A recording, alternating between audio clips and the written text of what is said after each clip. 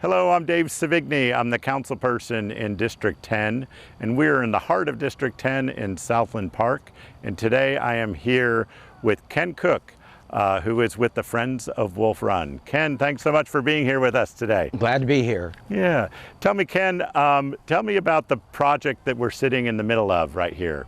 Well, we're looking at a stream restoration where they fixed this creek, and they, being Fayette County Public Schools, got a grant from Lexington Fayette Urban County Government to hire a design team and a construction team to come out and restore what was heavily impaired, heavily incised, bad ditch, essentially. And they turned it into a really interesting neighborhood amenity, water quality amenity, a creek that's here the school can use, park users can use, and it's really gorgeous. Awesome. Thank you. And you live in the neighborhood around here, right? I live 500 feet from here. Oh, that's awesome. That's awesome. And Friends of Wolf Run, tell me a little bit about what Friends of Wolf Run is. And I think you're a trustee with them, right? I'm an officer with Friends of Wolf Run. We are a nonprofit group. Basically, we're pretty much all volunteers, though we do hire contractors to do work. Our mission is to improve water quality, habitat, aesthetics in the stream, increase our property values, and turn essentially polluted little creeks into something that's valuable to the neighborhood. I mean, if, for example, in Town Branch, we're spending millions of dollars to restore a stream there because we recognize the value of that. Here in Wolf Run, we have creeks that we don't need to spend $1 million on. We just need to recognize that we've got a pretty cool asset right here in a park or in our neighborhood. And so our group works with neighborhood associations and individuals who own property along creek to do what they can to improve things. Awesome. That obviously takes a variety of money. So, and since you're a nonprofit, why don't you describe for our audience kind of what the funding sources are that are available when we're dealing with stormwater and this type of improvement project, because you obviously are an expert at acquiring those funds through a variety of processes, and I'd just like to share with our audience how you do that. Well, here in Lexington, we are really lucky to have a stormwater grant program that is run by the City of Lexington by the Division of Water Quality. And this particular project here has involved a number of components of that. For example, Fayette County Public Schools was able to ask for money to hire the design team to do this. Basically, the neighborhood association was able to ask for money to plant trees and shrubs along this particular stream.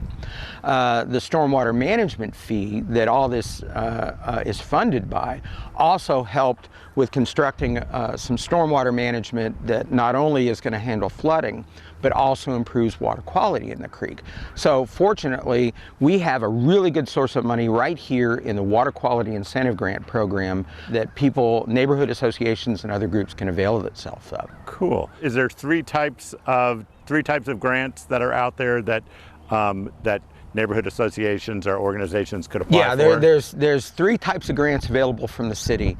The biggest pot of money commercial organizations can apply for, such as apartment complexes, shopping centers, churches, schools, institutional property owners. And that has a significant budget that you can request. And we get this money every year, so you know, you can apply once a year for this kind of funding. A second kind of funding is what we call our Class B or educational grants. And these are available for schools, for educational institutions, things along that line. And the cool thing about the educational grant is it's a direct grant that you don't have to provide matching fund for. And I'll explain what in-kind matching is later.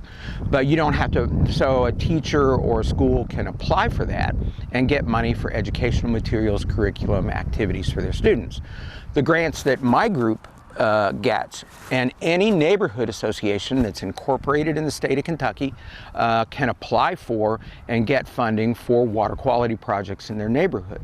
So that's, to me, that is I shouldn't say the easiest money, but that is the most available and the one with the fewest strings attached. We also have other grant funds that we can get through the state, through private corporations, things along that line. Essentially, we've gotten funding at this location from Kentucky American Water Company. Oh, awesome. We've gotten funding from Toyota Together Green, from Audubon, from other organizations like that to work here. Does a typical water, there's probably not a typical water quality project, and this is a little bit of a larger one, I would think, but your typical grant size is somewhere? So you can ask for money from zero on up to, for example, for the neighborhood grants, the budget is $120,000. You can ask for up to $120,000 for a neighborhood project. Some neighborhoods have done what I would call capital construction projects, where they've gone in and fixed a creek that was eroding. They've helped with stormwater basins or with ponds on their property that they're working on. They've also done tree planting campaigns, rain garden installation, rainwater harvesting. Anything that you can show improves water quality or reduces flooding is eligible. And there are a few other eligibility requirements to think about, but great to know. Great to know. I've done some of these projects before my life in council, and I've worked with the Friends of Wolf Run, and they're an awesome organization. They do kind of help facilitate things. Give me an idea of what are the typical deadlines every year? Every year, usually it's the first Friday in May. You have to turn in your application. So the one coming up is May 5th. By 4:30 p.m. May 5th, you have to have 7 copies of your grant application into the Division of Water Quality.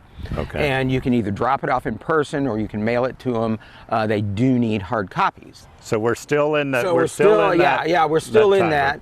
And the application is not that arduous, meaning that you have to tell them what you want to do, you have to tell them what you want to use the money for, and you have to tell them what your buy-in, what your skin in the game is, because there is an in-kind or match requirement of which is typically 20%. Yeah. And which is, if you've worked with grants before, 20% is, wow, that's easy, because usually federal grants are 40% or higher. Yeah. And so basically, and they will allow not only cash, in other words, if you get a bill from a contractor to do work or you buy something, you can either pay part of the bill or you can use your time as a volunteer, or donated professional services, or donated materials and supplies.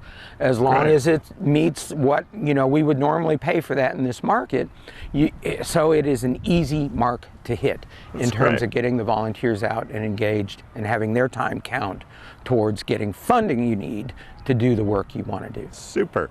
If somebody wants to get a hold of Friends of Wolf Run to help, and because you actually have a method of, you apply and you have a bunch of sub-recipients. We'll help. In other words, sometimes a neighborhood association or an eligible group does not want to do a full formal grant application, so we will include them in our application as a separate project element, and Friends of Wolf Run provides the accounting and administrative support, but essentially the group does the work. In other words, they're the ones responsible, and they have the authority to spend the money as the grant budget allows. And if they want to apply themselves, we're willing to help them with doing the application. And you may think, well, aren't you creating a competitor to your own? That's all right. The more we do, the better. The more we do, the better. If we get beat out by a better grant application, we don't mind, because we know it's going towards good water quality in our creeks. That's great. Could you just spend a minute and just tell us about the features here in this particular project? Give us an idea of the different things that took place in this drainage retention area. Very good, very good. The first thing that took place was, this used to be a ditch line behind us here. In other words, it was an incised creek with steep banks, just bush honeysuckle along the edge.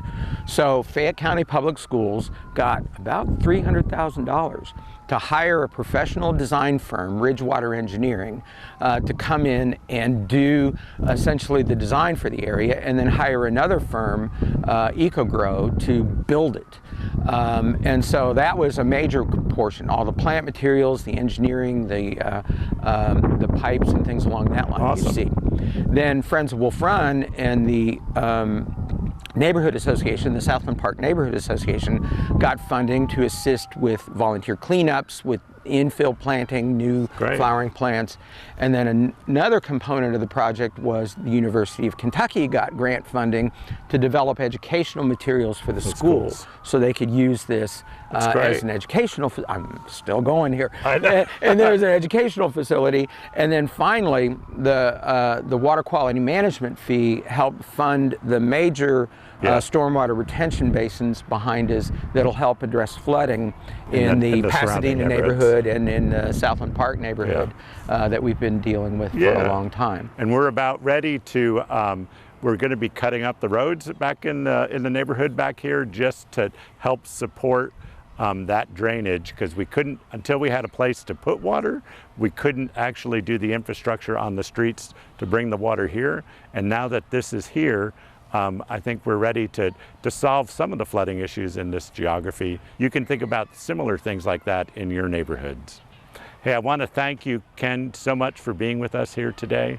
I really appreciate everything that your neighborhood has done, everything that Friends of Wolf Run has done to make this community park an awesome place. You can hear the kids out here laughing and having a good time, and really appreciate all that you do to help our city be a great place. If you have a closing comment, how could they get a hold of Friends of Wolf Run? They just call us on the phone or email us at friend@wolfrunwater.org. Okay, and then if you'll go to the website that you see in the URL here, you go to my website, there is a section for water quality grants, and I'd be happy to help any of you or talk to any of you who are interested in applying for those. I've done several myself. They're a great and awesome feature of our water quality and making our community even better. Thanks so much for being with us today, and thanks again, Ken. Thank you.